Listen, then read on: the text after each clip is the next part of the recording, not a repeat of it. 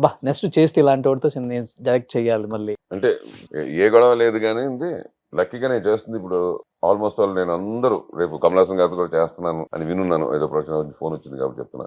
రజనీకాంత్ గారితో చేశాను 2 సినిమాలు, అన్నయ్యతో చేశాను, చిరంజీవి గారితో చేశాను, బాలయ్యబాబుతో చేశాను, నాగార్జునతో చేశాను కూలీలో. నిజం చెప్పాలంటే వీళ్ళందరూ అండి ఆల్ అక్కడ ఉండే సీనియర్ యాక్టర్స్ శివన్న వీళ్ళందరినీ చూసిన తర్వాత నేర్చుకుంది ఏంటంటే బేసికల్లీ వీళ్ళెవ్వరండి వీళ్ళందరూ producers, directors, actors. Not only directors, producers, actors, directors. అటు వాళ్ళకి they know what is the production value, they know what is the how tough it is there on set and how we should be there on set. Rajinikanth garu ఉన్నారు, ఆయన అసలు ఏ director తో కూర్చొని మాట్లాడట from the day 1 అవునా 50 ఏళ్ళ నుంచి. Director అన్న వ్యక్తి స్పాట్ లో ఎదురెళ్తే ఆన్ సెట్స్ నుంచి మాట్లాడతారు. ఓకే, నేనే చూశాను, నేను అడిగాను, కనుక్కున్నాను దానికి ఏం సంగతి. ఆయన చెప్పారు కూడా, ఆయన ఎప్పుడు కూర్చొని మాట్లాడింది లేదు ఓకే స్పాట్ లో.